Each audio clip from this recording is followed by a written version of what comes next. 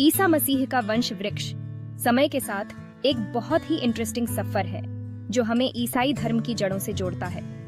यह विश्वास, दृढ़ता और ईश्वरीय वादे की कहानी है। बाइबल में संजोकर रखी गई यह वंशावली ईसा मसीह के पूर्वजों को यहूदी लोगों के जनक अब्राहम से जोड़ती है। यह पूर्वजों का संबंध सिर्फ एक हिस्टोरिकल रिकॉर्ड नहीं है, यह मानवता के उद्धार के लिए भगवान की योजना का प्रमाण है। ईसा मसीह की वंशावली को समझने से मसीहा के रूप में उनकी भूमिका की गहरी समझ मिलती है। यह बताता है कि कैसे भगवान ने पीढ़ियों से काम लिया, अपने बेटे के आने की तैयारी की। हर पूर्वज अपनी आस्था और संघर्ष की कहानियों के साथ इस भव्य कथा में अपनी भूमिका निभाते हैं। उनका जीवन, हालांकि सदियों से अलग, ईसा की वंशावली के ताने बाने में बारीकी से बुने हुए हैं। ईसा मसीह की वंशावली अब्राहम से शुरू होती है, जो ईसाई, यहूदी और इस्लाम के इतिहास में एक महत्वपूर्ण व्यक्ति है।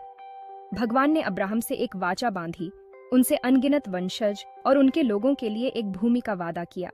अब्राहम का भगवान में विश्वास परीक्षा की घड़ी में भी आस्था की आधारशिला बन गया। उन्होंने अपना घर छोड़ दिया और भगवान के वादे पर भरोसा करते हुए अनजान में चले गए। अब्राहम के बेटे इसहाक और पोते याकूब ने आगे चलकर आस्था की मशाल को आगे बढ़ाया। याकूब, जिन्हें बाद में इजराइल नाम दिया गया, के 12 बेटे थे जो इजराइल के 12 गोत्रों के मुखिया बने।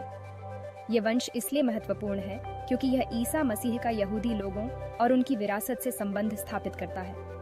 अब्राहम के माध्यम से चुने हुए लोगों के भगवान के वादे ने आकार लेना शुरू कर दिया। सदियों बाद राजा दाऊद ईसा की वंशावली में एक महान व्यक्ति के रूप में उभरे। दाऊद, जो अपनी बहादुरी और भगवान के प्रति समर्पण के लिए जाने जाते थे, ने इस्राएलियों को एकजुट किया और एक शक्तिशाली राज्य की स्थापना की। वह वाचा के संदूक को यरूशलेम ले आए, जिससे वह इस्राएली राष्ट्र का आध्यात्मिक केंद्र बन गया। दाऊद के पुत्र सुलेमान ने यरूशलेम में पहला मंदिर बनवाया, जो इस्राएलियों के लिए पूजा का स्थान था। हालांकि गौरव के इन समयों के बावजूद इस्राएली आंतरिक संघर्षों का सामना कर रहे थे और अंततः 2 राज्यों में विभाजित हो गए। भगवान की अवज्ञा के कारण उनका पतन हुआ और बेबीलोन की कैद हुई, जो अत्यधिक पीड़ा और विस्थापन का दौर था। भाग 4, यहूदा लौटना और एक मसीहा का वादा। बेबीलोन की कैद यहूदी इतिहास का एक काला दौर था। हालांकि निर्वासन में भी एक मसीहा की आशा, भगवान द्वारा भेजे गए एक उद्धारकर्ता ने उनके विश्वास को जीवित रखा। यशायाह और यिर्मयाह जैसे नबियों ने इस मसीहा के आने की भविष्यवाणी की थी, जो अपने लोगों को छुड़ाएगा और एक अनंत राज्य स्थापित करेगा। दशकों के निर्वासन के बाद फारसियों ने बेबीलोन को जीत लिया, जिससे इस्राएलियों को अपनी मातृभूमि लौटने की अनुमति मिली।